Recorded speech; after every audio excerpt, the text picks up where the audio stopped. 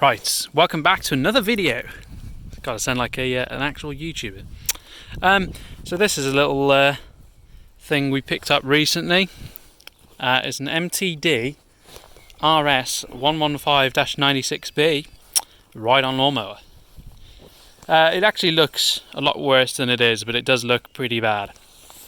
It's got a pretty solid deck. I think it's a 38-inch. There's no actual corrosion on that at all. All of my pulleys are pretty free, except from maybe this one. No, it does move. There you go. It's got an 11.5 horsepower Briggs & Stratton in it. If you're looking at ride-on mowers, these are the easiest and best engines to get. There's a few others. There's a Techmish, which they don't really make parts for anymore, also known as a Decumpsy. You want to avoid them, they're crap. They do Kohlers as well, which used to be better than Briggs, but they aren't that good anymore. You can tell this one hasn't been used that much, although it looks in something of the state, because the petrol container isn't all discoloured. Although it is missing its bloody cable ties to hold it down. I actually saved this from the scrapyard, believe it or not. I paid hardly anything for it, about 100 quid, which isn't a lot. Might sound a lot if you're in America, but they're quite scarce over here. So the oil, there is oil in it. It's really thin though. I think it's got a load of petrol in from it being sat. So it does result in a bit of blow by, but that'll go away when I change it. If you're ever looking at these Briggs engines, the codes to tell how old they are either on the valve cover on this sort. You can barely see. It's got code, type, and model. This particular one's an 05. You probably want to check these HT leads as well, because they have a habit of burning up like this one has. They're not too dear to replace, about 30 quid. That one does still work. Air filters are under here. You can tell this one's been sitting outside some time. That definitely could do with the service, which I'll be doing. I haven't decided whether to sell this or just keep it around the house, because it would actually be quite handy.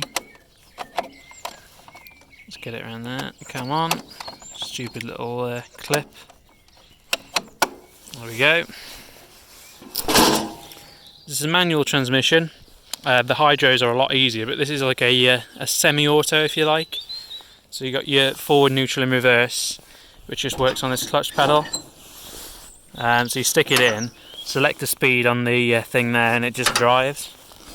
The transmission in this was actually broken when I got it. It worked in forward and neutral, but the reverse was pretty messed up. So I've just got a whole new transmission for 40 quid and stuck it in. It's only a couple of hours job. The seat's pretty torn up. I'll probably just take that up. I did order a new belt for it, because if we go over to the old belts, somebody had been trying to start it at the junkyard, but that pulley I just was turning was completely stuck at the time, so they've just burnt the bit that was sitting on the drive pulley. When I got a new belt for it, they sent me a transmission belt rather than a deck belt. Ignore that thing, it's supposed to scare miles, but it's absolutely crap. So as you can see, yeah, it's far too long. Just going to take that off actually, because when we start it, it doesn't ruin it, because it will be useful if I ever need a transmission belt for it. Just hook it off the pulley there. I did notice that this is fairly clean. I did have to rebuild the carburettor on it. Took the bowl off, cleaned the jets, and it started straight up pretty much. It's not been running for a couple of weeks, so it might be a bit of a game to get going, but we will have another video coming soon that my mate's going to be editing that shows me actually rebuilding one of them, so it might be handy for some of you out there. Unusually, it's got a ball tyre on the front. I don't know how you managed to get a ball tyre on a ride-on mower. Road racing, maybe? As you can see, the bonnet's taken the worst of the weathering. The plastic's pretty messed up here as well. This is probably the ugliest machine I've ever purchased. Maybe that's going to be my title. This isn't the original bonnet either. That bit is. But if we go over into my scrap pile, I'll show you the original, because it's even worse than that one.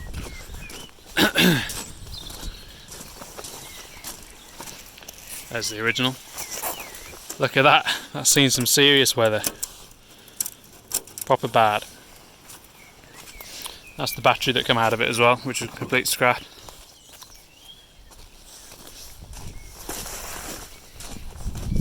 These are nice little projects to do. These are if you were not too used to machines and you want to get into something. It didn't start on the key. I think it probably will now though. It was just typically your safety switches are all messed up. I've got a new battery on order for it.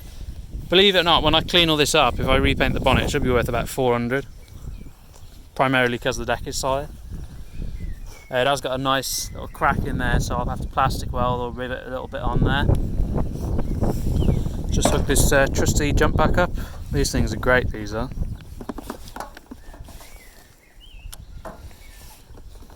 If you're ever going to see one of these, by the way, and you're not sure if it runs, or it won't start on the key, best thing to do, hook your positive on your jump back up to that, negative up to there, and it'll spin over. If you disconnect these two plugs, that cuts out all the safety switches, so then it'll actually run. If it's going to run, it'll run. If not, you've got some other problem to deal with. But these engines normally last pretty much forever. Just hook my my negative up now. Let's try and do this in a one take because I don't want to edit a less than 10-minute video. It's my negative lead, here it is.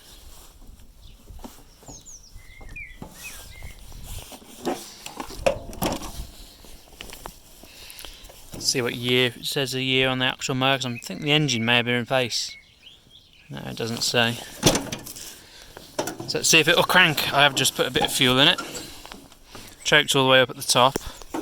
Ignition key's obviously here. You've got to be sat on it with your foot depressed and the deck up.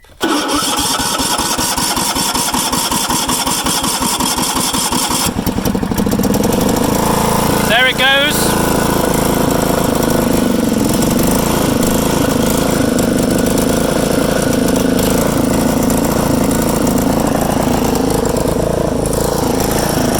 You can see the bit of blow by there.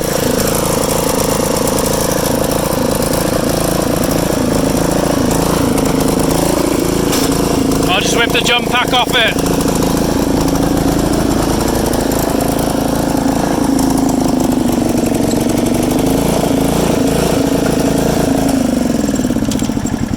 Oh, it's decided to stall. I was going to do a bit of a drive here, but to be honest, it's not worth the bother.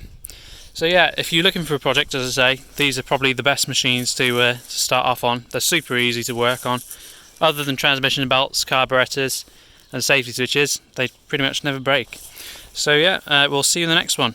Hopefully that'll be the one my mate's editing who actually sees us working on one of these. Alright, see you.